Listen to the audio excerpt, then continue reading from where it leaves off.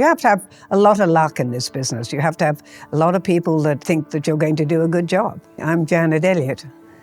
I'm a steeplechase trainer. Originally came from Ireland to this country and worked with Jonathan Sheppard, and then started training on my own. I got my license, my national steeplechase license in 71, I think.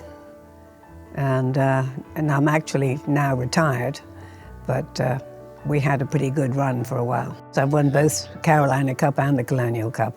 In order to become a trainer, you have to get licensed with the National Steeplechase Association, or if you're going to race at the racetrack, whatever racetrack you're going to run horses at, whether it's New Jersey, Delaware, Pennsylvania, you have to be licensed in that area, or Maryland. And then, of course, you have to have horses, and you have to have owners that want you to train their horse. If you have good owners that bring you good horses or get you to purchase good horses for them, that's what it takes to get started and get going. And I was lucky enough to have an owner, was asked by these people to train their horse.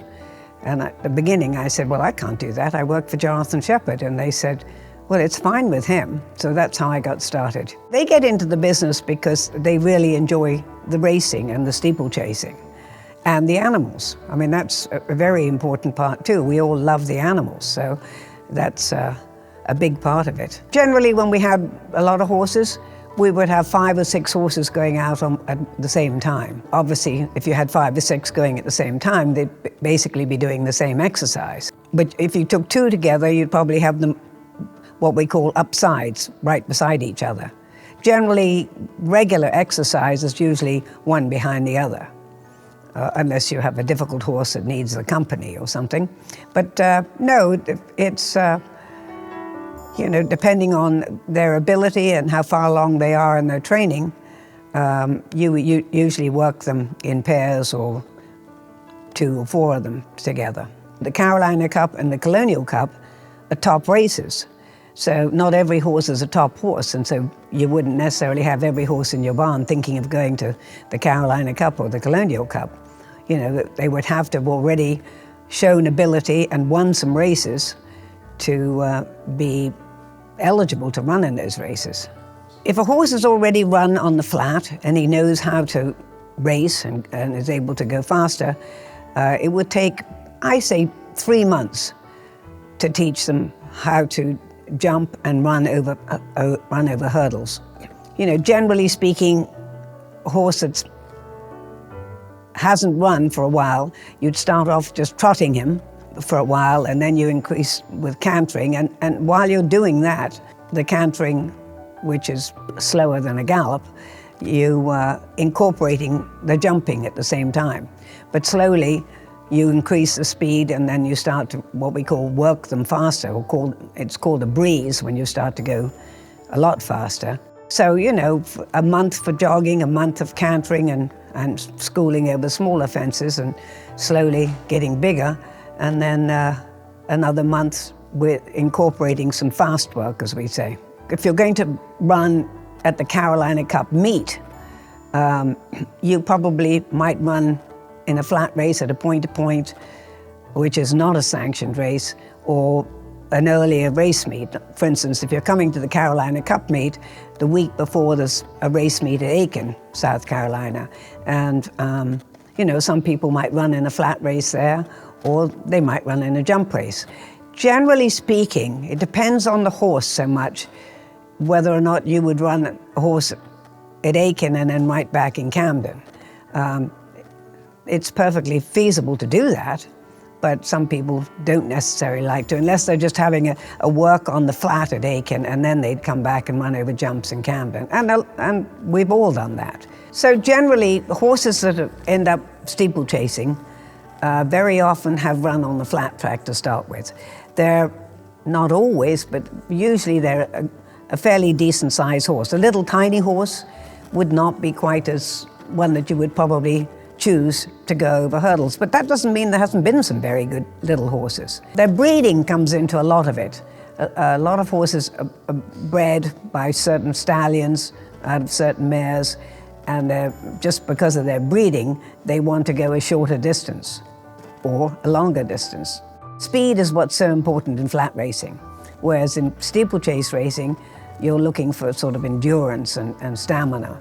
All steeplechase horses are thoroughbreds. A lot of people don't understand that. You have to be a thoroughbred to run in a steeplechase race. And the difference between them and the horses that go to flat racing, which would obviously lead you to want to go to the Kentucky Derby if you had a good fast horse, would be probably their breeding and their temperament. But the flat racing is much shorter. I mean, in this country now, it's got very much where flat racing is for the short distance, 5 furlongs, 6 furlongs, whereas in England and Ireland and Europe, they have a lot bigger, longer flat races. You know, they'll have 1.5 miles, 2 miles. And of course, over here, we have a lot of flat races that are on what we call dirt, which is a kind of a sandy soil, whereas racing in England and Ireland is all on grass, which, in my opinion, is much more natural for them. So the races in Camden, South Carolina, they have a little of everything. I think they have a flat race, which is a no money race, but it gives the horse to get a chance to have a nice work. Or if you've got a young horse that's not run a lot, you know, it'll introduce him to the crowds and competitiveness with other horses. But the steeplechase races, we have what we call a maiden race, which is for horses that have never run over hurdles. He may have won multiple races at a flat track, but as far as steeplechasing is concerned, he is a maiden. He's never won a jump race. Then they'll have what they call a non-winners of 2, which means he hasn't won 2 races. But nowadays, we also have things called rating races. So if a horse has run several times, you can get him rated, and that's a weight race. And then things like the Carolina Cup, that's a wide open race for horses, and the only horses that would run in that race is something that has won several races, as a rule, or unless it's a younger horse that looks like to be exceedingly good, he might take a shot at the Carolina Cup. But usually with the hurdle races, you start off a little at a time so that they get used to winning over hurdles and competitiveness with the other horses over jumps. I did have a horse years ago who came from Ireland. He won his first start over hurdles, and then he won again. There's a very big race up in Far Hills, New Jersey, that was worth quite a lot of money. My owner said to me, why don't we run him in the Grand National, which is the American Grand National up at Far Hills? And I said, well, he's eligible to run in a much lesser race. You know, he's won one race, and he's eligible to run in a non-winners of 2 or non-winners of 3, and I'd rather let him go through what we call go through his condition. So he said, fine, you know, that's a relationship between you and your owner. Some owners are very pushy, some are very happy to let you do what you think is right. And this particular owner, he wanted to run at Far Hills. And I said, no, I really don't want to do that. I want to run in his condition the week before.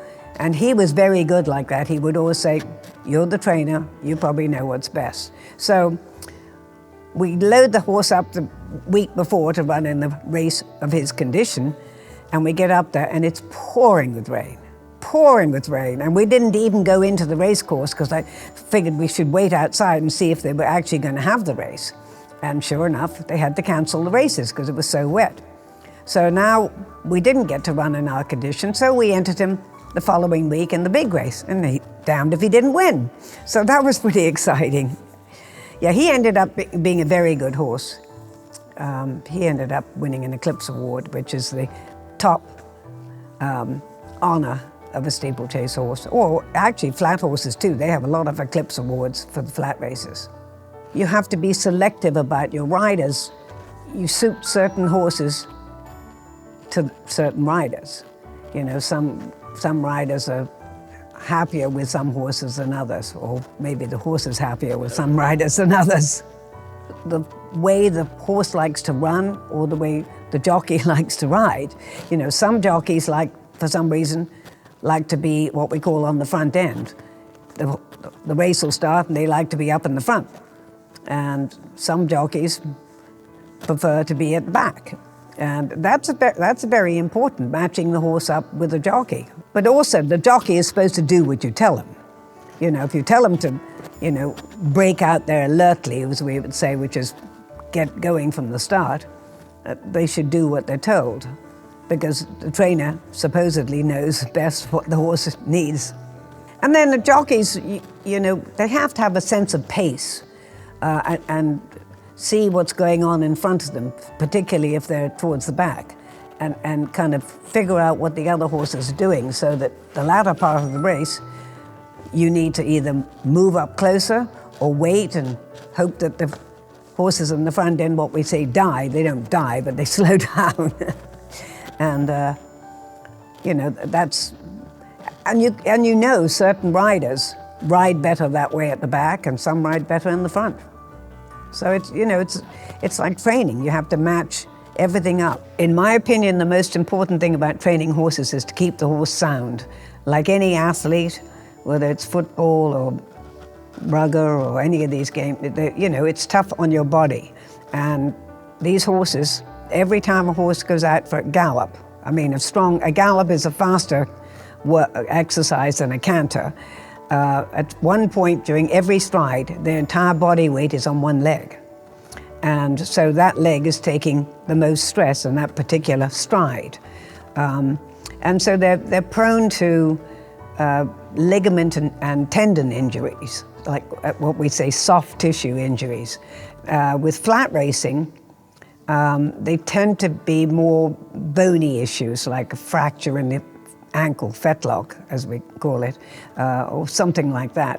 But, and they can get muscle soreness too, but like any athlete, it's wear and tear. Horses have very different temperaments too. Some are very friendly, love to be in your company, and some would rather just be left alone. But you get the occasional mare too, which is a female horse that has a nasty temperament. Working with the horses, getting to know the horses, having them, liking them and having them like you, a sort of personal relationship with them. And then, of course, if they train well and run well, then you like them more.